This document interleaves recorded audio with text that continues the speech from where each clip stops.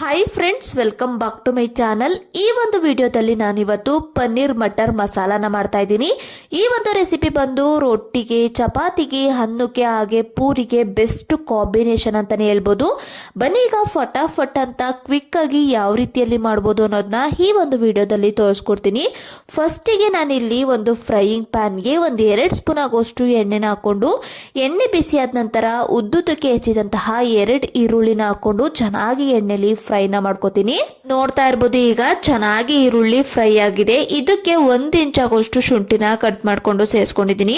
ಹಾಗೆ 1 ಗೆಡ್ಡೆ ಬೆಳ್ಳುಳ್ಳಿನ ಸಿಪ್ಪೆ ಬಿಡಿಸಿ ಹಾಕೊಂಡಿದ್ದೀನಿ. ಹಾಗೆ ಒಂದು 4 ಹಸಿಮೆಣಸಿನಕಾಯಿನ ಹಾಕೊಂಡು ಚೆನ್ನಾಗಿ ಇದನ್ನು ಕೂಡ ಎಣ್ಣೆಲಿ ನಾನು ಫ್ರೈ ಮಾಡ್ಕೋತೀನಿ. ನೋಡ್ತಾ ಇರ್ಬೋದು, ಈಗ ಚೆನ್ನಾಗಿ ಫ್ರೈ ಆಗಿದೆ. ಇದಕ್ಕೆ ನಾನೀಗ ಒಂದು 3 ಟೊಮೊಟೊನ ಕಟ್ ಮಾಡ್ಕೊಂಡು ಸೇರಿಸ್ಕೊಂಡಿದ್ದೀನಿ. ಹಾಗೆ ಒಂದು 2 ನಿಮಿಷ ನಾನು ಎಣ್ಣೆಲೇನೆ ಫ್ರೈನ ಮಾಡ್ಕೋತೀನಿ. ಈ ರೀತಿಯಲ್ಲಿ ಫ್ರೈ ಮಾಡಿದ ನಂತರ ಒಂದು ಲಿಡ್ನ ಮುಚ್ಚಿಟ್ಬಿಟ್ಟು ಒಂದು 3 ನಿಮಿಷ ನಾನು ಚೆನ್ನಾಗಿ ಟೊಮೊಟೊ ಎಲ್ಲ ಮೆತ್ತಗಾಗಬೇಕು ಅಲ್ಲಿವರೆಗೂ ನಾನು ಒಂದು ಲಿಡ್ನ ಮುಚ್ಚಿಟ್ಬಿಟ್ಟು ಬೇಯೋದಿಕ್ಕೆ ಬಿಡ್ತೀನಿ. ಒಂದು 3 ನಿಮಿಷ ಆದ್ಮೇಲೆ ಲಿಡ್ನ ಓಪನ್ ಮಾಡಿ ನೋಡ್ತಾ ಇದ್ದೀನಿ. ನೋಡ್ತಾ ಇರ್ಬೋದು, ಈಗ ಕಂಪ್ಲೀಟ್ ಆಗಿ ಟೊಮೊಟೊ ಎಲ್ಲ ಚೆನ್ನಾಗಿ ಮೆತ್ತಗಾಗಿದೆ. ಈಗ ನಾನು ಗ್ಯಾಸ್ ಫ್ಲೇಮ್ನ ಆಫ್ ಮಾಡಿಬಿಟ್ಟು ತಣ್ಣಗಾಗ್ಲಿಕ್ಕೆ ಬಿಡ್ತೀನಿ.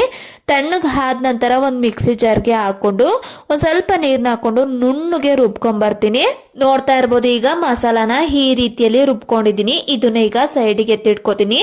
ಇಲ್ಲಿ ಒಂದು ಕಡಾಯಿಗೆ ಒಂದು 3 ಇಂದ 4 ಸ್ಪೂನ್ ಆಗೋಷ್ಟು ಎಣ್ಣೆನ ಹಾಕೊಂಡು, ಎಣ್ಣೆ ಬಿಸಿ ಆದ ನಂತರ ಒಂದು ಅರ್ಧ ಸ್ಪೂನು ಜೀರಿಗೆ, ಒಂದು ಪಲಾವ್ ಎಲೆ, ಹಾಗೆ ಒಂದು 2 ಏಲಕ್ಕಿನ ಹಾಕೊಂಡು ಚೆನ್ನಾಗಿ ಎಣ್ಣೆಲಿ ನಾನು ಫ್ರೈನ ಮಾಡ್ಕೋತೀನಿ. ಈ ರೀತಿಯಲ್ಲಿ ಮಾಡೋದ್ರಿಂದ ಟೇಸ್ಟ್ ತುಂಬಾನೇ ಚೆನ್ನಾಗಿ ಬರುತ್ತೆ. ಹಾಗೆ ಹೈ ಫ್ಲೇಮ್ ಅಲ್ಲಿ ಇಟ್ಕೊಂಡು ಉರಿಯೋದಕ್ಕೆ ಹೋಗ್ಬಿಡಿ, ಲೋ ಫ್ಲೇಮ್ ಅಲ್ಲಿ ಉರಿಬೇಕಾಗುತ್ತೆ. ಹೈ ಫ್ಲೇಮ್ ಅಲ್ಲಿ ಇಟ್ಬಿಟ್ರೆ ಕಂಟಿಡಿಯುತ್ತೆ, ಟೇಸ್ಟ್ ಅಷ್ಟು ರುಚಿ ಇರೋದಿಲ್ಲ. ಈ ರೀತಿಯಲ್ಲಿ ಫ್ರೈ ಮಾಡಿದ ನಂತರ ಏನು ರುಬ್ಬಿಟ್ಕೊಂಡಿದ್ವಿ ಈ ಒಂದು ಮಸಾಲಾನ ಹಾಕೊಂಡು ಇದನ್ನು ಕೂಡ ಚೆನ್ನಾಗಿ ಒಂದು 2-3 ನಿಮಿಷ ನಾನು ಎಣ್ಣೆಯಲ್ಲೇ ಹುರ್ಕೋತೀನಿ. ನೋಡ್ತಾ ಇರ್ಬೋದು, ಒಂದು 2-3 ನಿಮಿಷ ಆದ್ಮೇಲೆ ಈ ರೀತಿಯಲ್ಲಿ ಆಗಿದೆ. ಇದಕ್ಕೀಗ ನಾನು ನೀರ್ನ ಸೇರಿಸ್ಕೊತಾ ಇದ್ದೀನಿ. ಗ್ರೇವಿ ಯಾವ ಕನ್ಸಿಸ್ಟೆನ್ಸಿ ಬೇಕೋ ಆ ಕನ್ಸಿಸ್ಟೆನ್ಸಿಗೆ ನಾನು ನೀರ್ನ ಸೇರಿಸ್ಕೊಂಡು ಕ್ಲೀನಾಗಿ ಒಂದ್ಸಲ ಮಿಕ್ಸ್ ಮಾಡಿಬಿಟ್ಟು ಒಂದು ಲಿಡ್ನ ಮುಚ್ಚಿಟ್ಟು ಒಂದು 5 ನಿಮಿಷ ನಾನು ಬೇಯೋದಿಕ್ಕೆ ಬಿಡ್ತೀನಿ. ನೋಡ್ತಾ ಇರ್ಬೋದು, ಈಗ ಒಂದು 5 ನಿಮಿಷ ಆದ್ಮೇಲೆ ಲಿಡ್ನ ಓಪನ್ ಮಾಡ್ತಾ ಇದ್ದೀನಿ. ಹಸಿ ವಾಸನೆ ಎಲ್ಲ ಹೋಗಿ ಚೆನ್ನಾಗಿ ಬೆಂದಿದೆ ಈ ಒಂದು ಮಸಾಲ. ಇದಕ್ಕೀಗ ಒಂದು ಅರ್ಧ ಸ್ಪೂನ್ ಆಗೋಷ್ಟು ಧನಿಯಾ ಪುಡಿ, ಹಾಗೆ ಒಂದು 1/4 ಸ್ಪೂನ್ ಆಗೋಷ್ಟು ನಾನು ಅಷ್ಟನ್ನ ಹಾಕ್ಬಿಟ್ಟು ಕ್ಲೀನಾಗಿ ಒಂದ್ಸಲ ಮಿಕ್ಸ್ ಮಾಡಿಬಿಟ್ಟು ಒಂದು 2 ನಿಮಿಷ ನಾನು ಬೇಯೋದಿಕ್ಕೆ ಬಿಡ್ತೀನಿ. ಒಂದು 2 ನಿಮಿಷ ಬೆಂದಿದ ನಂತರ ರುಚಿಗೆ ತಕ್ಕಷ್ಟು ಉಪ್ಪು, ಒಂದು ಅರ್ಧ ಕಪ್ ಆಗೋಷ್ಟು ಹಸಿ ಬಟಾಣಿ, ಹಾಗೆ ಒಂದು 200 ಗ್ರಾಮ್ ಆಗೋಷ್ಟು ನಂದಿನಿ ಪನ್ನೀರ್ನ ನಾನು ಸಣ್ಣದಾಗಿ ಕ್ಯೂಬ್ ರೀತಿಯಲ್ಲಿ ಕಟ್ ಮಾಡಿಕೊಂಡು ಸೇರಿಸ್ಕೊಂಡಿದ್ದೀನಿ. ಹಾಗೆ ಒಂದು ಅರ್ಧ ಸ್ಪೂನ್ ಆಗೋಷ್ಟು ನಾನಿಲ್ಲಿ ಗರಂ ಮಸಾಲಾನ ಸೇರಿಸ್ಕೊತಾ ಇದ್ದೀನಿ. ಇಷ್ಟನ್ನ ಹಾಕೊಂಡಾದ್ಮೇಲೆ ಕ್ಲೀನಾಗಿ ಒಂದ್ಸಲ ಮಿಕ್ಸ್ ಮಾಡಿಬಿಟ್ಟು ಒಂದು ಲಿಡ್ನ ಮುಚ್ಚಿಟ್ಟು ಒಂದು 2ರಿಂದ 3 ನಿಮಿಷ ನಾನು ಚೆನ್ನಾಗಿ ಬೇಯೋದಿಕ್ಕೆ ಬಿಡ್ತೀನಿ. ಈ ರೀತಿಯಲ್ಲಿ ಬೇಯಿಸೋದ್ರಿಂದ ಪನ್ನೀರ್ಗೂ ಕೂಡ ಉಪ್ಪು ಖಾರ ಹಿಡಿಯುತ್ತೆ, ಹಾಗೆ ಹಸಿ ಬಟಾಣಿನೂ ಕೂಡ ಬೇಗನೆ ಬೇಯುತ್ತೆ. ನೋಡ್ತಾ ಇರ್ಬೋದು, ಈಗ ಒಂದು 2-3 ನಿಮಿಷ ಆದ್ಮೇಲೆ ಈ ರೀತಿಯಲ್ಲಿ ಆಗಿದೆ.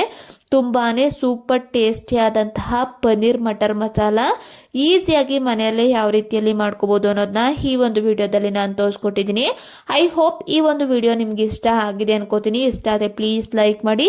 ಹಾಗೆ ಇನ್ನ ಯಾರೆಲ್ಲ ನನ್ನ ಒಂದು ಚಾನಲನ್ನು ಸಬ್ಸ್ಕ್ರೈಬ್ ಮಾಡದೆ ವಿಡಿಯೋನ ನೋಡ್ತಾ ಇದ್ದೀರಾ, ಪ್ಲೀಸ್ ಸಬ್ಸ್ಕ್ರೈಬ್ ಮಾಡಿಕೊಂಡು ವಿಡಿಯೋನ ನೋಡಿ. ಇನ್ನು ಮುಂದಿನ ವಿಡಿಯೋದಲ್ಲಿ ಸಿಗ್ತೀನಿ. ಅಲ್ಲಿವರೆಗೂ ಎಲ್ರಿಗೂ ಟೇಕ್ ಕೇರ್, ಬೈ ಬಾಯ್.